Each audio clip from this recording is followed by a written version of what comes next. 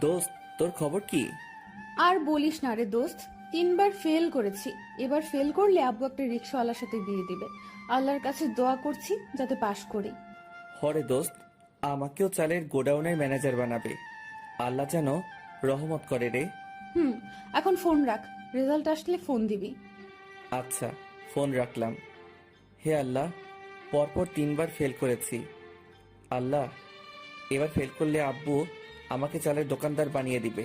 আল্লাহ, আমি চাই না চালের দোকানদার হতে। আল্লাহ, একটু রহমত করো প্লিজ। এবার পাশ করিয়ে দিও আল্লাহ প্লিজ। কথাগুলো মোনাজাত ধরে বলছি। হঠাৎ ফোনের মেসেজ বেজে উঠল। তার মানে রেজাল্ট আসছে। জলদি ফোনটা হাতে নিলাম। আগে আল্লাহ যে ডেকে নিলাম, কি যে হবে। ফোন হাতে নিয়ে আমি কি খুশি! বিশ্বাস করেন দর্শকরা, আমার আনন্দ এখন ধরছে না, কারণ আমি পাশ করেছি। ওইদিকে সাদিয়া রেজাল্ট দেখে আমার এখন কি হবে?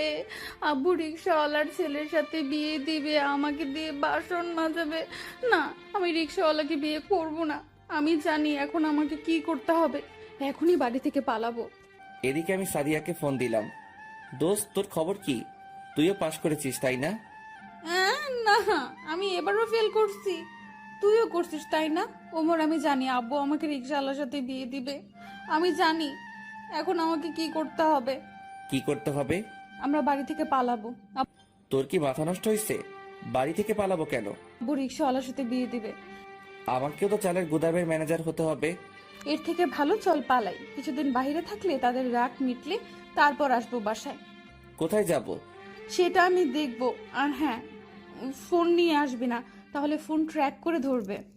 আচ্ছা, ওর কথায় রাজি হলাম। যদিও আমি পাশ করেছি, কিন্তু ওর ফেল করেছে, তাই আমিও ফেল করেছি বললাম। কেন বললাম সেটা ধীরে ধীরে গল্পে জানবেন। ওহ রে, আপনাদের তো পরিচয়ও দেইনি। একা একা বকবক করছি। আমাকে তো আপনারা চিনেনি, তবুও নতুনদের বলছি। আমার নাম আরিয়ান ওমর। বাবা চাউলের ব্যবসা করেন, মানে চাউলের কোম্পানি আছে। অতটা ধনী না আমরা। আর এতক্ষণ যার সাথে কথা হলো সে আমার বেস্ট ফ্রেন্ড সাদিয়া। আপাতত এতটুকুই যথেষ্ট। এখন গল্পে আসি। ব্যাগপত্র নিয়ে বের হলাম, ফোনটা রেখে আসলাম। এসে রাস্তায় মোড়ে দেখলাম সাদিয়া আগে থেকে দাঁড়িয়ে আছে। এখন কোথায় যাবি? তুই আগে স্কুটারে উঠ। উঠলাম। এখন তো বল কই যাবি? চুপ করে বসে থাক, আমি যাচ্ছি। সাদিয়ার স্কুটারে বসে আছি, ও চালাচ্ছে। একটা মেয়ের পিছনে ছেলে। অনেকটা রাস্তা চলে আসছি, আমাদের শহর ছেড়ে এসেছি। আর পাবে না। ওই ওই, বাইক থামা। কেন, কি হয়েছে? থামা বলছি, থামা থামা। কি সমস্যা তোর? তুই এখানে থামালি কেন? এখন আমরা অনেক দূরে চলে আসছি, শহরের বাহিরে। আর খুঁজে পাবে না। কিন্তু আমরা কি ঠিক কাজ করছি? তাদের না বলে চলে আসছি। তারা তো অনেক চিন্তা করবে। আর ওইসব বিয়ের কথা এমনি ভয় দেখানোর জন্য বলেছে, যাতে ভালো করে পড়াশোনা করিস। কিন্তু তুই তো ফেল করছিস। তুইও তো ফেল করছিস, আর এত রাস্তা এসে বলছিস চলে যাবি? যা তাহলে, আমি একাই চলবো। দেখ, পাগলামি করিস না। চল বাসায় যাই, বাবা মা চিন্তা করবে। তুই যা এখান থেকে, যা। আমি একাই যাচ্ছি। আল্লাহ হাফেজ। দেখ, পাগলামি করবি না। তুই ভালো করে জানিস আমি তোকে রেখে কোথাও যাব না।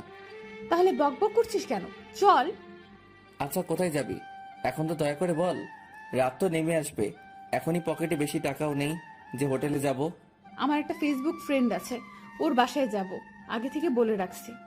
ছেলে না মেয়ে? মেয়ে। ঠিক আছে, এবার তুই পিছনে বস, আমি চালাবো। আচ্ছা চল। বাইক চালাচ্ছি, সাদিয়া পিছন থেকে করে হাত দিয়ে বসে আছে। আসলে আমরা অনেক বেশি ক্লোজ বন্ধু, একে অপরকে ছাড়া অসম্পূর্ণ। কই রে তোর ফ্রেন্ডের বাড়ি? সামনে ওই গলিতে যা। ফোনটাও নিয়ে আসতে না করলি, এখন খুঁজে বের করবি কি করে? ওর বাসা থেকে এগিয়ে আসবে। কই তাহলে? ওই দেখ, ওইটা হলো আমার ফ্রেন্ড। বাহ, দেখতে তো ভালোই।